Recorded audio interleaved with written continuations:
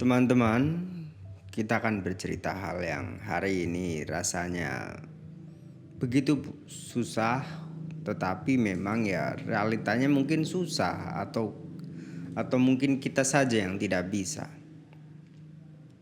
Tetapi dalam kepala saya, dalam pengetahuan saya, segala masa, segala zaman manusia mengalaminya. Berkaitan cerita ini, saya ingin awali ceritanya seperti ini. Pada waktu yang lama, saya melihat di sebuah media sosial. Ini cerita video di media sosial berkaitan seorang bayi ya. Inilah masih kecil, mungkin baru belum ada 2 tahun kali ya, baru bisa berjalan dan merangkak. Bayi ini ketika sedang berangkat, tiba-tiba kepalanya masuk di bawah kursi plastik untuk anak TK. Saat kepalanya masuk di bawah kursi TK, dia mengalami masalah yaitu dia tidak bisa menggerakkan kepalanya dan tangannya juga tidak bisa untuk dia merangkak lebih jauh lagi karena tersandung kursi itu. Singkat cerita, karena dia mengalami kesusahan seperti ini, dia menangis dengan begitu hebatnya. Orang-orang yang melihat ini, mereka tertawa atau ibunya itu ketawa, kakaknya juga ketawa.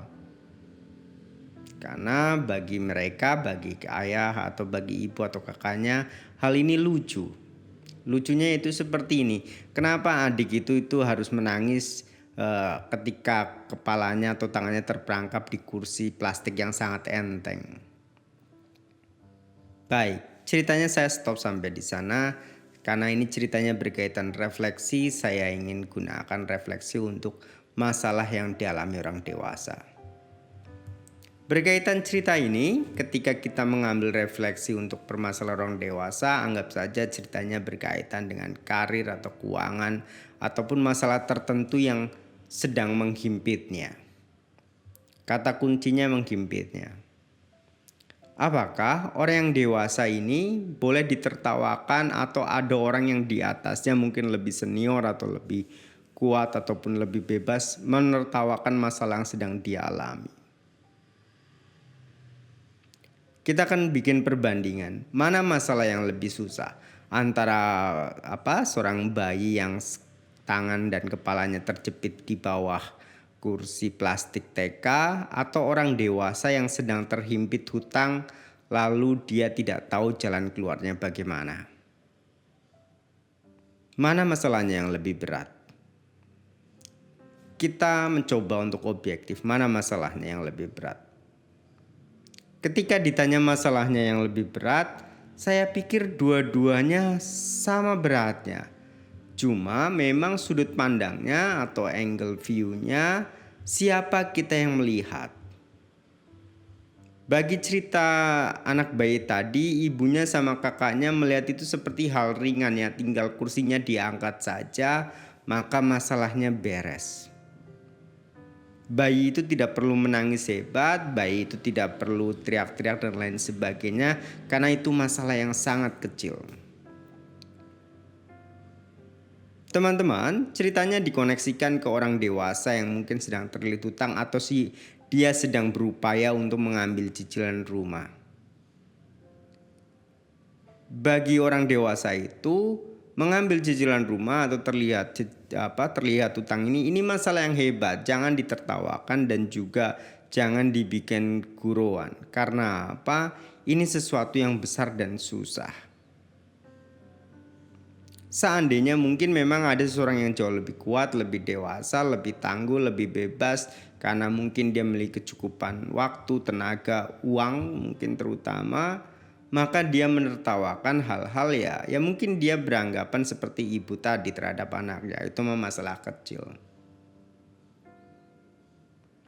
Memang ini kalau kita pandai dalam berpikir berkaitan dengan sudut pandang. Tetapi teman-teman, pikiran kita, tubuh kita tidak bereaksi dengan cara yang sudut pandang bijak. Walaupun sudut cara pandang bijak membantu kita untuk berpikir lebih jernih. Saya katakan mungkin bahasanya seperti itu ya. Karena dalam saya mencoba merekam suara ini, Ini adalah momen ketika saya memiliki rasa takut, begitu takut. Ketika ada sebuah bank verifikasi terhadap saya, karena keinginan saya untuk mengambil sebuah KPR, rupanya ada beberapa hal yang harus saya cermati dengan baik dan saya juga takutkan dengan begitu sangatnya sebagai permasalahan seperti orang dewasa tadi. Ataupun mungkin saya seperti anak kecil tadi yang berteriak-teriak karena tangan saya dan kepala saya kejepit kursi plastik TK. Teman-teman, kehidupan beragama, kehidupan pengetahuan membantu kita untuk berpikir atau memiliki pandangan jauh lebih luas. Tetapi kehidupan juga harus dijalani seperti itu. Ketika kita tidak makan, kita lapar. Tempo hari lalu saya sudah membuat eksperimen ketika bagaimana tubuh manusia itu tidak diberi makan lebih dari 20 jam. Tubuh memiliki reaksi yang sedikit negatif, saya katakan. Pikiran juga sama. Pikiran memiliki reaksi yang sedikit negatif. Dia overthinking, berpikir dan lain sebagainya. Tubuh melakukan reaksi dengan keringat dingin dan lain sebagainya. Mood juga tidak baik dan tidak bagus. Pengetahuannya ada, tetapi reaksi atau realitasnya juga ada. Pikiran tubuh bereaksi secara negatif, tidak positif. Mungkin ada satu momen cara kita harus refleksikan dengan ajaran agama dengan praktik ketika aspek meditasi dekat dengan saya, mungkin kita harus dimeditasikan. Itu berkaitan pikiran dan tubuh yang lapar, tetapi dalam catatan juga guru kita mengajarkan seseorang yang lapar, seseorang yang sakit tidak bisa langsung diserta-mertakan diberikan ajaran kebenaran atau dhamma. Penuhi dulu perutnya, penuhi dulu rasa laparnya. Kembali ke cerita tentang permasalahan orang dewasa yang terkadang mana yang lebih susah antara permasalahan anak balita tadi. Kita tidak punya jawaban karena kita pemainnya. Mungkin orang lain yang memiliki jawaban. Baik, teman-teman, saya ceritanya stop sampai di sana. Saya biarkan ceritanya menggantung menjadi satu bagian refleksi yang mungkin suatu hari akan saya dengarkan. Ketika saya berhasil atau gagal dalam perjalanan yang memang membuat saya takut untuk melangkah.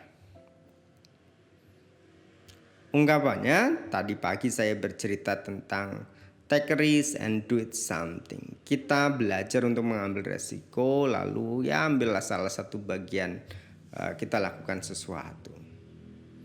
Karena kita realitasnya adalah manusia yang bergerak.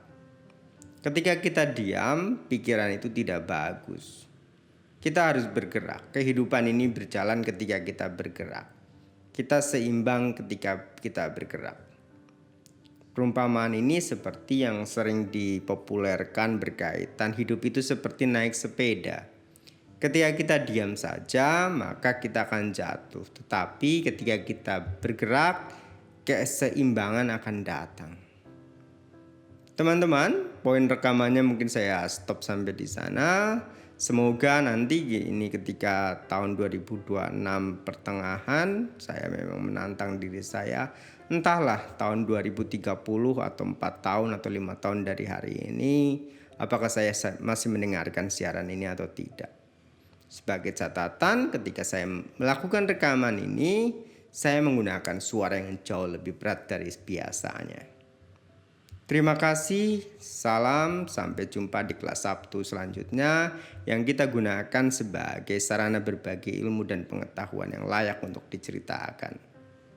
Terima kasih teman-teman, salam, selamat pagi.